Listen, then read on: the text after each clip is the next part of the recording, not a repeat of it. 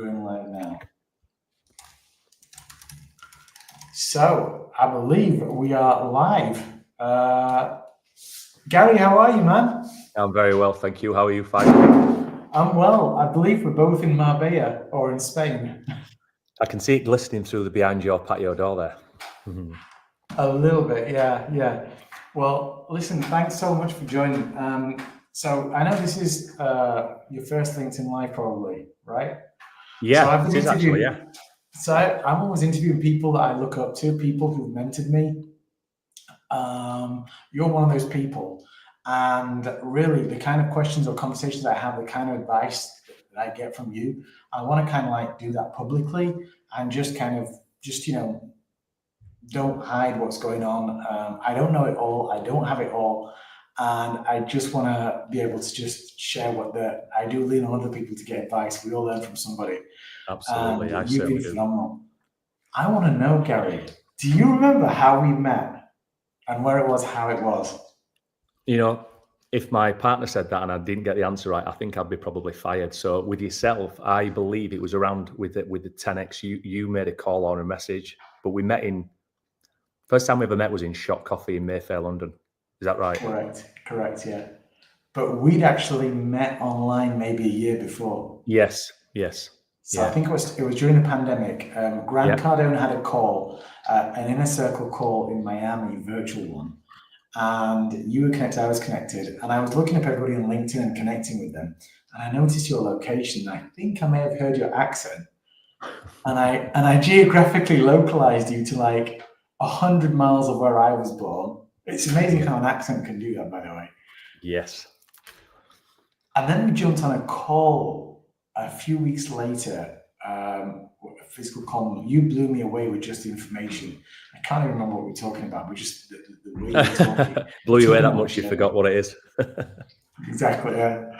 But after that, it was a year later when we finally met.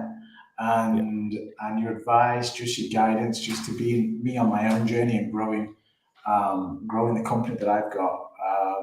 And now I'm part of the Inner Academy, which is my mentor's company. Yes. Selena Young, she created this, and then I acquired this now. And it's been a huge journey, and all along the way, you've been involved in some way or another, even with staff or something where I need advice, I've come to you. But I just want to, how did you start and where did you learn from? Can you just take me through that journey a little bit? Well, I always say, I think for me, it was more of desperation. We talk about inspiration, but I think when you are in a place where you want to do more, be more, and you don't have the mentors, I believe that there's either an inner hunger to go two ways. You either go down the road of your environment, and my environment was alcohol and drugs, and probably not the best way, or what else is out there. And there was something always deep desire into like, there's more to this.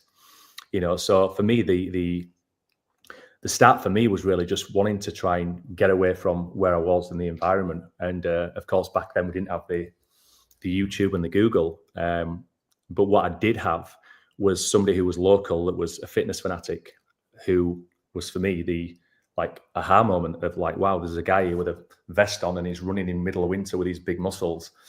And obviously I witnessed myself there with a can of beer in the end of the street corner thinking, it was that moment right there that I just thought, none of these people around here have got my, the future's not here. It's potentially over there. And that's when I started on the fitness journey and obviously getting fit. I knew who it was, started training with him. And of course, when you start to exercise, you then start to associate with the people that are more like-minded. So then they're eating good food. So then, of course, alcohol goes out the window and you start to get better rituals.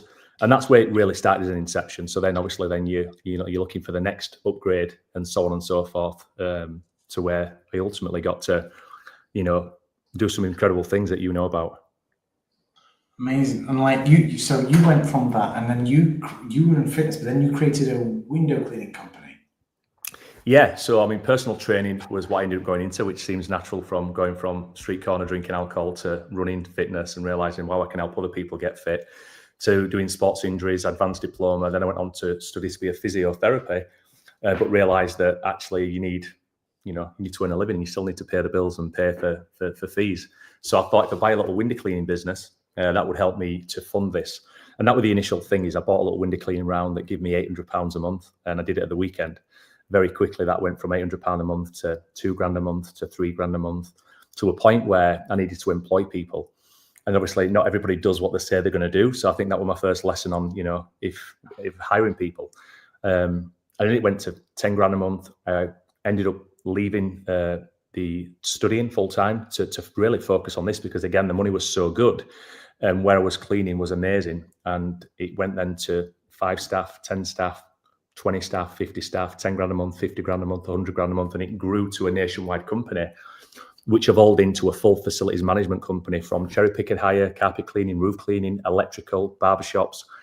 And it sounds great now as I'm saying it, like this crazy, amazing entrepreneur and visionary. It really wasn't like that. It was just, you open one door.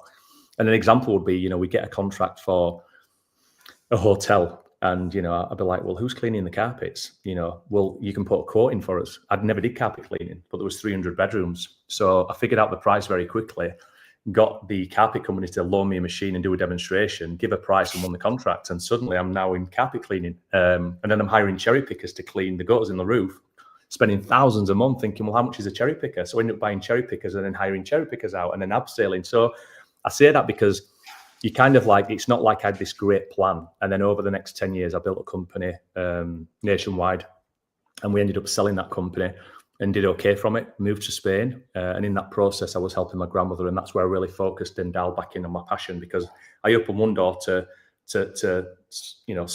find a way to study and keep that. And that door took me on a 10-year entrepreneurial learning, from hiring, recruitment. We had a full-time health and safety officer, accountants, and again, learning how to manage tough challenges, how to manage people, how to take responsibilities. And, as a leader, you kind of fail forwards, and it's then how do we take those failures and sort of apply it to like just pivoting and twisting. I think that's what it is, constantly twisting. That don't work, so change it. And I think the biggest thing for me was getting good people around me, because I truly say this, and I say it with absolute certainty, is that you can only be as strong as the people around you, because with all of the vision in the world and the focus and the direction, you need to have good, strong people around you to sort of be aligned and create that vision.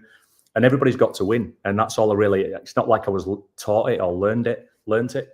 It was a case of, it's just like, if you want to get somewhere, you get pretty efficient on what you need to do. And if you don't, well, that's when business becomes more challenging. But I've got 5 people, and already I'm finding it's so difficult to manage and to make everybody autonomous. And I'm thinking, my goodness, how do you like grow that? How do you scale that? Because, obviously I learned from people like Brandon Dawson, and all these people as well, and Grant, and I get a lot of information, but it's a struggle, and training, documenting. And like, you didn't have the people we have today available back then, did you? Or did you? Well, mine was very labor intense. So what I did was I looked at like window cleaning. No disrespect, but you can teach anybody how to clean windows. What you can't teach is good communication and willingness to show up with discipline. So what I did was I pivoted very quickly to hiring people from the gym. Gym instructors was on, I don't know, £5 an hour back then. I'd say I'll pay £8. So you can pretty much get anybody. So they're fit, they've got muscles, they're ready to go do the work, they're physically fit, and they'd show up. So I think it's recruiting from outside, because they don't know how to clean windows, but I think everybody looks to what the previous experience was. Yeah. So again, we had people that I had, should I even say this? We had half of West Yorkshire Fire Service working for me, because we ended up winning the West Yorkshire Fire Service contract, and you had a lot of retained firefighters that were really fit. They was good up ladders. In fact, they were better than anybody. And so they would work on weekends. And, again, with that type of a team, customers love that, a fireman's cleaning the windows, or, whatever it is. So as long as you can string a sentence together and show up and clean windows, I didn't have really much competition. So I can't really take any of the credit. So actually, I mean, like in today's world of like social media and all this, what would you say? What would you say to your younger self today if you were like in 2025 and you were doing that business? Because everybody thinks there's so much competition, everybody's doing this. How do you differentiate yourself from? Yeah, I mean, it's a good question. I don't know if I've got the answer, but I would just say that, for me, I measured success by what I wanted to achieve. So while there's loads of competition and we're all trying to figure it out, best known product wins, not best product. So I think consistency and discipline every single day towards what you're doing is gonna pay dividend. You know, if you dig a hole for 10 minutes, you're going to be successful to some degree. You know, if you're going to sit there for a year, you're going to be very successful if your intention is to dig a big hole. So my younger self now, I just think that when I was back then, I really enjoyed the journey because I love speaking to people. I would almost say I wasn't even focused on the money. It was just a case of free my time up to fund my studying to give me better money, because I was trying to juggle full-time studying between I needed a full-time job. So once you get the balance right, I think then it's a case of like, don't forget what you actually set out to do. Because my younger self, I'd say, you sure you want to go on this 10-year journey in business? I would have said, well, that's not what I'm going to do. I'm just going to get a business. And actually, I employed 2 or 3 people. I thought, right, now, great. I don't need to work. I've kind of got this little business. I can go full-time studying. But I saw the potential of what was possible in this area. And financially, you know, it was incredible. I mean, you know, I'd never earned that type of money in my life. It was taking home about £15,000 or £20,000 pretty quick after tax, you know, and that's a lot of money now. It was a lot of money then. So to have that nice lifestyle and be able to have not financial freedom, but financial freedom to some degree, it encouraged me to do more and more and see where I can go with it. But I think technology now and AI it's a whole different world. And obviously we're in that world, and how we integrate technology and how we apply that to the marketplace, because we can accelerate now scarily quick. If we've got direction, a lot of people have got speed, but not many people have direction. I've got you. So tell me one thing that I always wanted to know. So me on my journey, I mean, I've come across a lot of what people call celebrities or people who are like, and sometimes when I was first exposed to that, like I'm in front of Grant Cardone right now, or in front of whoever it is, for me personally, it was a little bit overwhelming, and I'm kind of like, how do I behave, or what do I say, or what do I do? You know, I mean, have you ever had that? Because I mean, you've met quite a few people. I don't know if you're able to share who you met with or whatever, or. Yeah, I mean, I've worked with Grant and Brandon and Gary Brecker personally, you know, Tony Robbins, you know, these are names that you can drop, but, you know, to your point is you don't know what to say, just be yourself, you know, Grant, Tony, Brandon. Do you do that? How do you do that when you first met them, when you first met Tony Robbins or something, you're right in front of them? Are you exactly yourself, or does something happen? I don't know. Some people feel they have to be something else. I don't know why. And I see it many times. They get kind of either starstruck, or they feel that they need to be a certain way to be accepted. Like it or not, I am who I am. And there's a song about that. But I generally just am no different to whether I meet these high celebrities or these incredible, powerful influencers like Grant and Tony Robbins. You know, I think people can see that authenticity, and they can see when you're trying to be something that you're not. And people like Brandon and Tony and Grant, you know, these guys are actually really down to earth when you get to them. I mean, when they're on stage or when they're, you know, got these big audiences, it can be overwhelming and it can be a little bit starstruck, you know, but I think they're just the same as us. They're grounded, they're level-headed. And the reason they're so successful is because they've been able to navigate relationships and failures and everything else. Anything that you've have gone through, they've probably gone through it 10 times over, and they've refined what they need to do to pivot. And that's why the leaders in their field. And that's where, you know, they not only go do well in the world of business, they pay forward. You know, and Brandon's whole thing about learning and education now is he's teaching other people how to do it. He's teaching them the emotional landmines, the financial landmines, 1 million to 3 million. And anybody that's out there that's looking to learn, who wants to go do that and work with them, they should never be fearful of what they're trying to achieve, because I think majority of us are really trying to find the nuances that we can take and apply it to his own business and move forward. So I don't know. I'm just me, and if they don't like it, you know, and probably a lot of people don't. It's like, you know, it's like everything. You don't have to be around anybody that you don't like.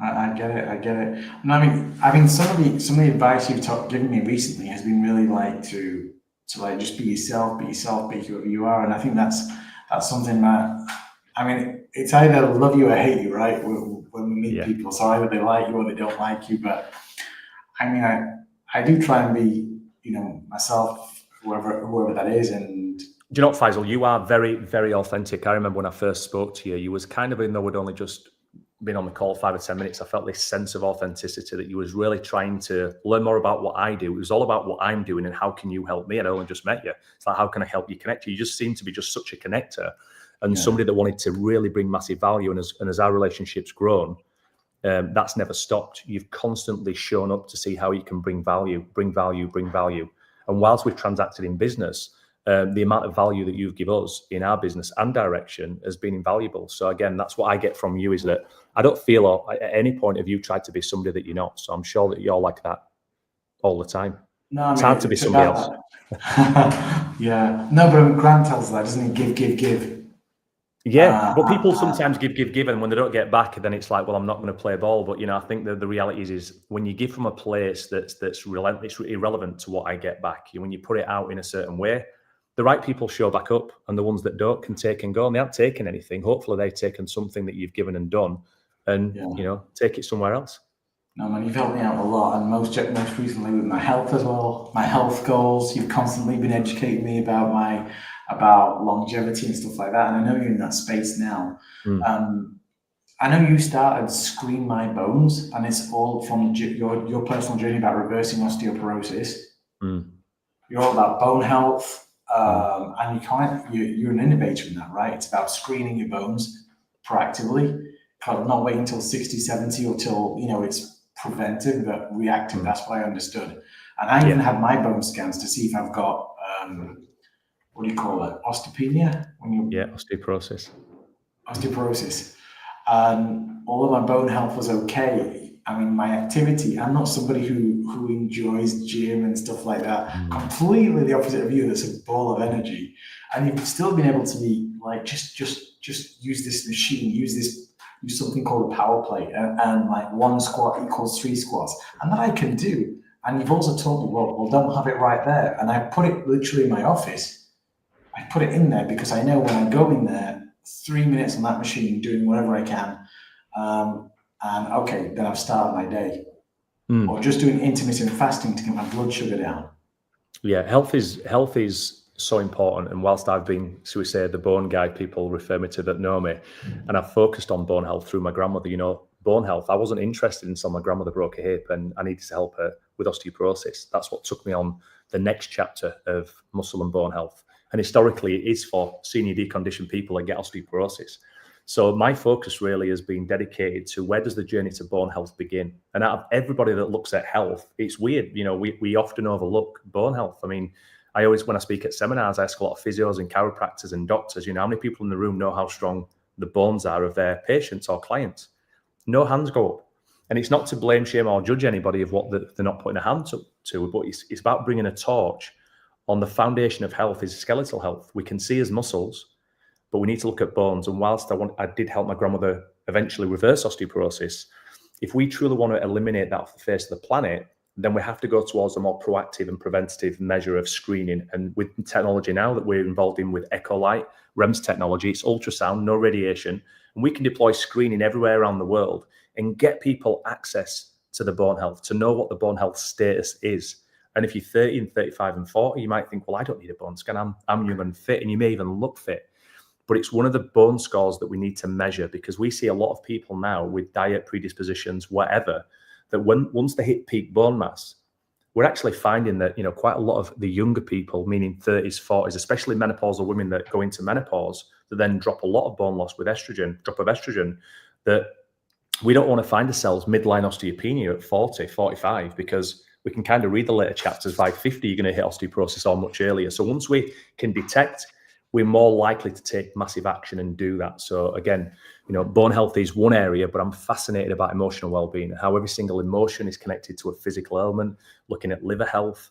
My mum and dad was alcoholics. And I say that because of, everything's connected to this body.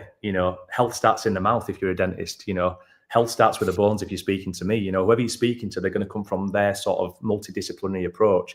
But I think as the future of healthcare, we really have to work together, look at the key foundational principles of health. And unless we address sleep, nutrition, hydration, and movement, then forget everything. So I'm just so passionate about health and helping people, get access to information so they can start their journey wherever they are. And then hopefully once they get improvement and results in one area, they keep moving forward. But why bones? I mean, nobody hears so much about bones unless it's like your teeth or, why bones?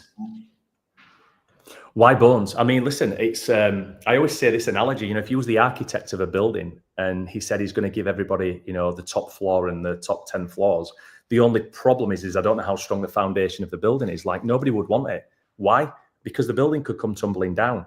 And we are the architect of a zone building. And bone is not just for structure. 6% of magnesium is housed there. The bone has it's a metabolic. Everything that goes on goes back to the bones. In fact, when people die, the only thing that's left is the bones. It's his legacy. And I think that we have to really focus on, if we want to be strong, independent, and traveling through the world with his grandkids and suitcases, everything is attached to the bone. So we have to get our foundations really strong. So by the time we're 70, we should still, and we can still have the bones of a 30-year-old, which for me is independence. Not to mention all of the pain and the discomfort that we go through when we've got lower back problems and neck problems and joint problems. Going to the physio is great. Getting the right nutrition is great. But if our bones are declining and we're all correcting it on the way down, the plane's still going down. So I always say this, at age 30, we peak our bone mass and we're on a hang glider. And what we want to do is keep that hang glider going as long as we can. And whilst it drops a little bit, a lot of people don't realize they're going down at a much quicker rate. And we have now the information and knowledge to keep you going as long as you can and as healthy as you can until 80, 90 or whatever it is. And then hopefully you've lived a really good quality life. So a bit of a weird question. Those people, sometimes I see older people, maybe ladies or men, Kyphosis. but they have that curved back. Yeah, kyphosis.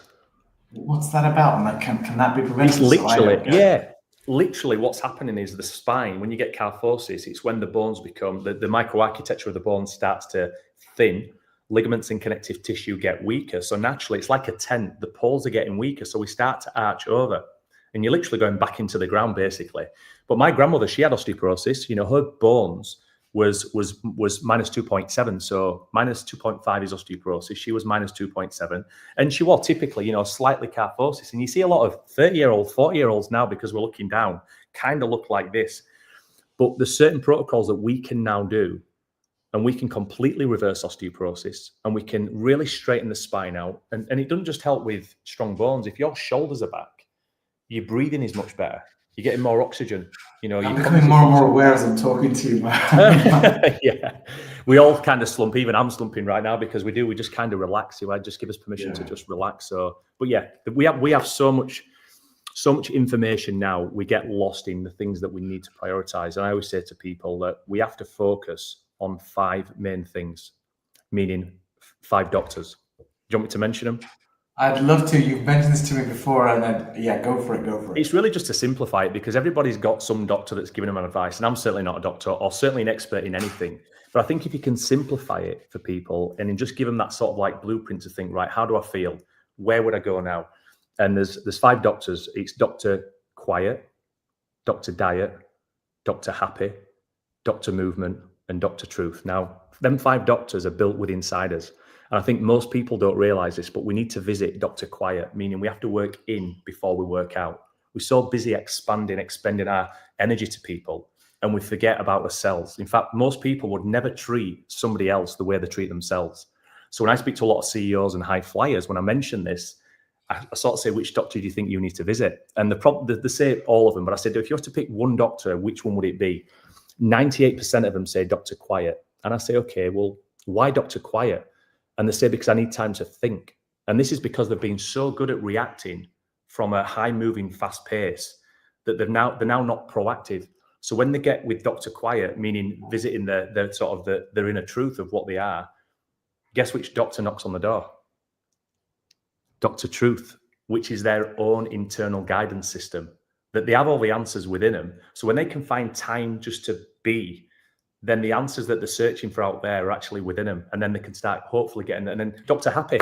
I ask a lot of people, when was the last time you did something that made you happy? And believe it or not, there's a lot of people say, I've forgotten what made me happy. And then you get to the point of like, what is it? Well, I love skiing. When was the last time you went skiing? Oh, 10 years ago.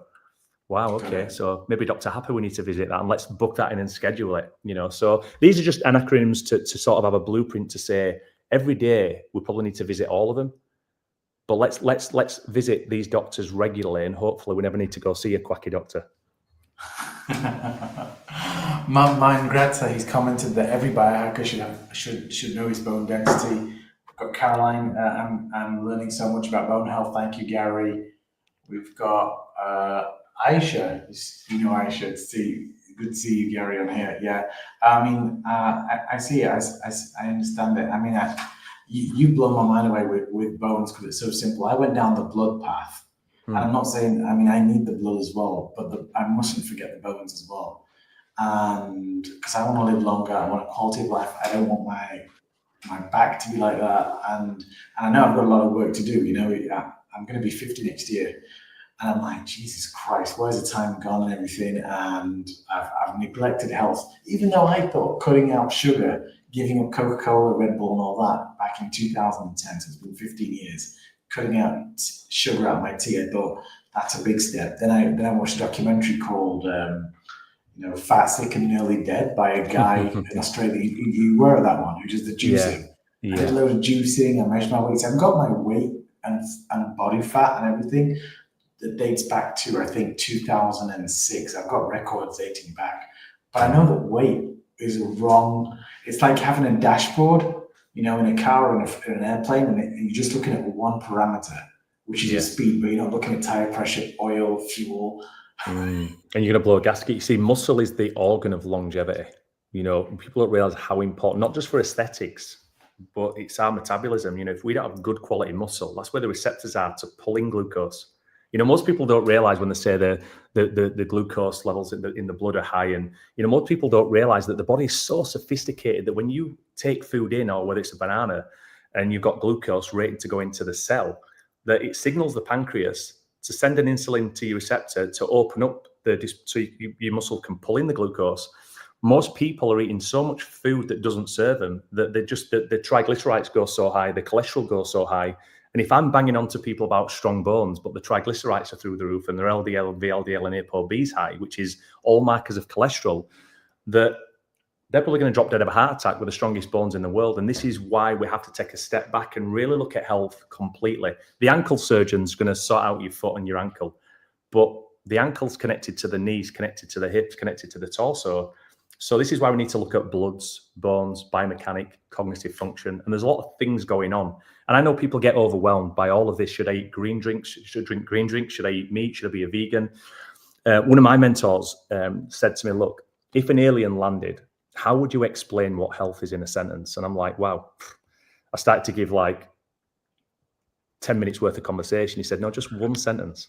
You can argue about meat or carnivore or whatever it is. He said, but in the essence of health, what it really means is that we have to find a way to nourish the cells and detoxify the body. I don't care what you eat, as long as the cells are being nourished and we have an ability to digest, get the nutrients and eliminate. It's basic plumbing. That's why I ask a lot of people, and we have a great, incredible functional medicine doctor who's in my clinic in Leeds, Dr. Hindra. And she says it's amazing, it's a plumbing issue. Most people can't put food in the mouth, digest and eliminate. It's a basic plumbing issue. But we're looking for the next fix. It's like sometimes if we just stop and look at, what's going on in our body and how do we feel, then we need to come back to base one. I mean, we're talking about methylation tests and genetic tests, and then it's that at that point you lose people. I think we have to have the basic foundational principles and supplements. People think supplements are great, and they are, but they're supplementing what should be an already existing good foundational nutrition. Martin, I think if Martin's on, Biogen is one of the world's most amazing supplements. Biogen. I visited Vienna and I was blown away to the degree of their third-party testing and the quality of their supplements, and not just providing supplements, but education to why we need it. What is absent if you're getting these types of challenges? What are you lacking? Which raw material?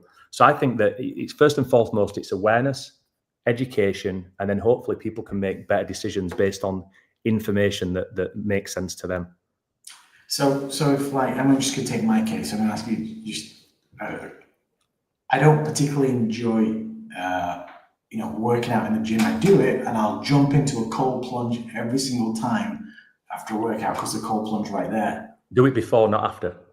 I do it after. Now that's the first thing. So I'm going to get a little bit techie here. I should do the cold plunge before I start working out. Why is that important? Well, there's a different version, but we know that when you get an ice bath after the gym, what's happening with your body, you've just broke down the muscles. So then it creates inflammation and it's trying to then rebuild. So if you basically get in an ice bath, it deflames everything. So then it can actually shut off that sort of regeneration. So if you want it to build muscle, get in a cold ice bath afterwards. Now, if you get one before, there's benefit to then working out. So again, it's sequence and timing. I'm not saying it's wrong and you shouldn't definitely not get an ice bath after. You can, and sometimes when you work out, you actually want to get an ice bath afterwards. So again, it's not that you shouldn't and it's harmful, but if you want to optimize, I always now get an ice bath prior and then I go work out. And do you know what? I have the best workouts ever.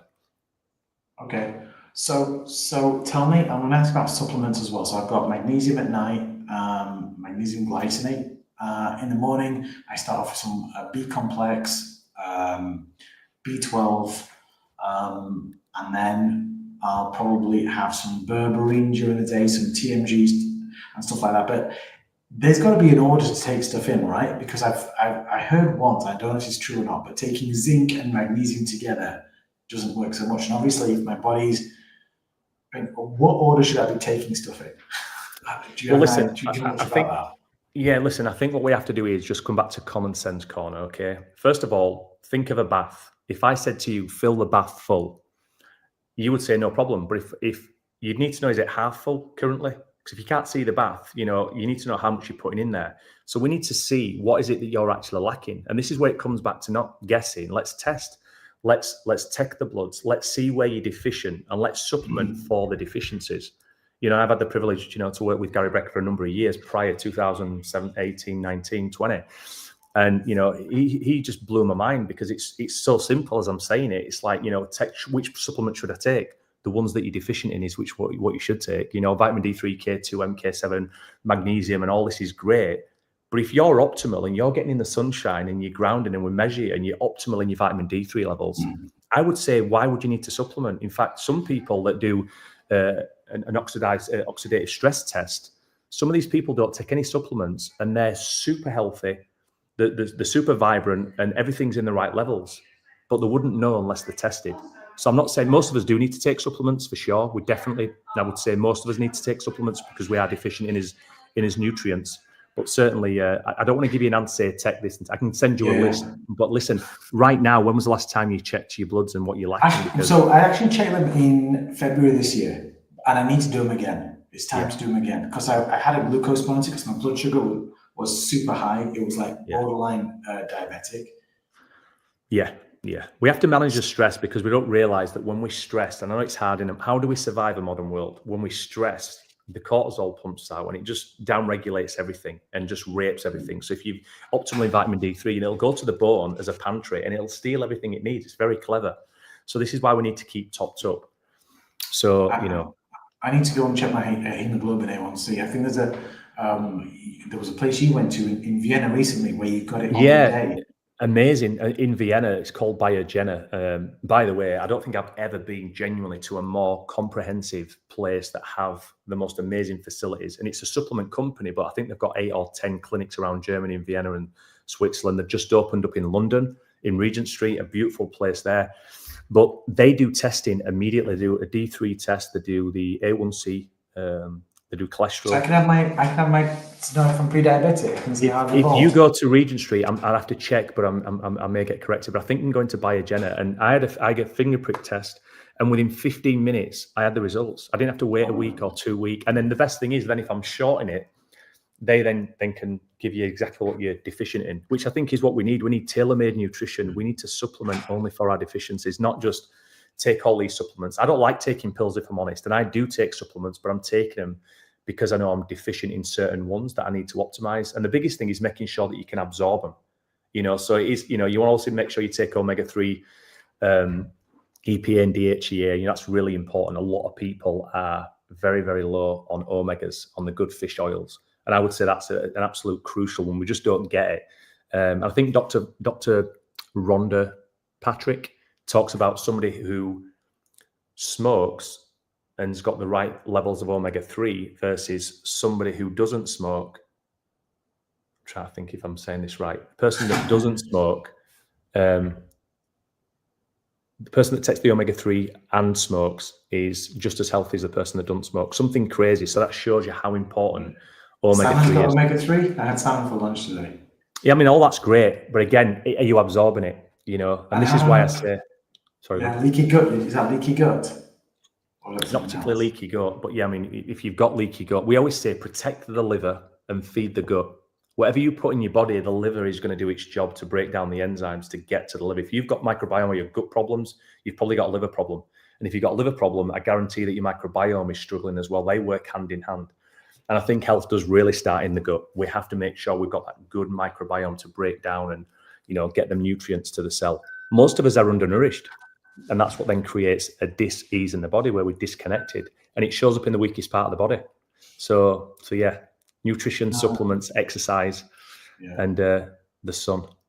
No, I got you. We've got plenty of that over here. And I didn't even know that, for you, 20 minutes in the sun or me, 20 minutes in the sun, even though we're both born 100 miles apart, the line that runs behind us, my DNA is, I had to do a spit test for my DNA. It's 100% around India, Yeah. I can't. I need a visa to get into India. but my DNA, my blood and bones is 100% from that region. Yeah. But we react differently. Like 20 minutes of sun will generate more D3 for you than it will for me. Yeah. And it's incredible. I had no idea. But okay, so give me some tips to extending my health, please, Gary. I can talk about bone health and muscle health and proteins and nutrients, but I think when you come back, you have to look at your emotional well-being. We so often talk about mental health. And, if we ignore the emotional well-being, the social well-being aspect to live in a good quality life with good quality relationship. First of all, we need a good relationship with ourselves. And we're all kind of emotionally constipated. We're all wrapped up in previous trauma. So whilst we can talk physiologically about what we should be taking, what we should be doing physically in this body, of course, we want to keep it healthy. We can't neglect the way that we are feeling. And I think that's really important that people can set the boundaries, because we've become so good at suppressing emotions. If something happens, particularly some English or around the world, we kind of suppress it. We don't say anything, but what we don't say shows up in his behavior, and it changes the biochemistry. And I think that we're all trauma to some degree. We're all getting triggered to something that's hitting a wound that's not yet been healed. So without going into emotional well-being, I think we have to recognize that if we're truly going to help somebody physiologically become healthy, we have to make sure that there's that good mental health, that good emotional well-being. And I think that starts with the relationships with yourself, your loved one, your family, and your friends and people around you. I think it's factual that the people that are around a social network, you take somebody away from that and feel like isolated, it really plays a role. Stress and isolation and no meaningful relationships, that can't be ignored. So I think, again, this is a signal to you or to anybody that if the life is completely in disharmony, you have to go visit Dr. Quiet to find out what's going on here. So emotional well-being, I'm a huge advocate for how we can find a way to help people communicate, protect the boundaries, and express intelligently how they feel. There should be nothing wrong with me saying to Faisal, we're really good friends, and I'm sorry I've misled you to believe that it's acceptable to do what you did the other day, but I just want to let you know that really hurt me. But what most people will do is, they'll let it go, and then you might do it again. And it's not your fault, Faisal, because you don't know that you're triggering a wound that I've not yet healed, and what you're doing might just be a trigger, but it's not really a big deal. And then I pull away from Faisal, and Faisal says, where's Gary gone? And I'm kind of giving this as an example because we all pull away from people because we're hurt. And that's a shame, because then what we do is we think the world is against us and we're recluse. So healthy-wise, the tip I would give, the biggest tip is to find a way to make yourself feel safe and build good relationships with the people that are truly loyal. And I think we've got to weave that into every fabric. Don't forget about the emotional well-being. I hear that. Thank you so much, Gary. Hey, that's been awesome. I mean, I just want to ask, what drives you? I mean, you've had some incredible success. You've made more money than a lot of people would make in a lifetime. But what drives you to keep going? What's your mission? What's your drive? I really, really am passionate about taking the information that I have, and not that I've got all the information, but the bit of information that I have seen for the past 20 plus years, how it can truly change the trajectory of people's life. So when you have that, it's really a responsibility. So whilst we all want to make more money, it's really about like looking through the lens, through your eyes of your son or your daughter or your loved one. And some people don't know certain things. So it's our responsibility to bring that forth and help them out. And there may be a transaction. But when you can truly do something that shapes somebody else's life a little bit, That's what gets me up. That's what gets me up. It sounds a bit corny, but I genuinely love sharing information that someone might not have known, and then they apply it because it's contagious. The family then might do it. And I don't need to know how much it's affected. Oh, massively, yeah. I mean, I've had so many people that years later have come to me, and one in particular from a hotel back in the window cleaning days. She was a housekeeper. I won't say the name, but she broke down one day in the office, and this is when I was window cleaning. And she just broke down in tears, and I'm thinking, oh my God, how do I even handle this? I feel like I felt awkward. But she told me about her daughter and things that were going on in her life, and really just to give you the short synapse of it was her daughter was suicidal, and she didn't know how to deal with it. She didn't have a father, you know, and she was all this pressure on her. And I bought a book, Rhonda Bryan, The Secret, and there was one for kids. And I wrote something in there about how much her mum loves her, and it just came from just authenticity. And I give it to her to give to her daughter. I never met her daughter. It was only a few years later when I got to speak at an event that she were at, and the daughter got on stage, and she got on stage and shared it. And I was crying because like that I did not know until that day. So the things that we all do, we truly never realize the impact that we have. And as long as his intentions are good, we'll never know what ripple we have. So I think that if we can get up every day and do something that really makes a difference, then that juices me. Amazing. Okay, yeah. Okay, last thing I wanted to know personally is, I mean, this is a LinkedIn Live. What do you think about social media? I mean, earlier you said best known beats best product. I mean, what do you think about social media, and what do you think about LinkedIn? You've been on it for a while, you've made connections. What's your experience been like, or what do you think about it? And just be open, you know, is it positives, is it negatives, is it a lot of rubbish, is it opportunities? It depends who you're asking. Some days I just don't ever want to be on social media, and I want to just hide from this world of like everything that's going on because it gives me a headache. But I think if we do it in the right way, it can be our advantage. You know, like anything, it can be a blessing and a curse. And I think we're all trying to get things. All social media is a platform to show the world what it is that we're doing and to get more information out.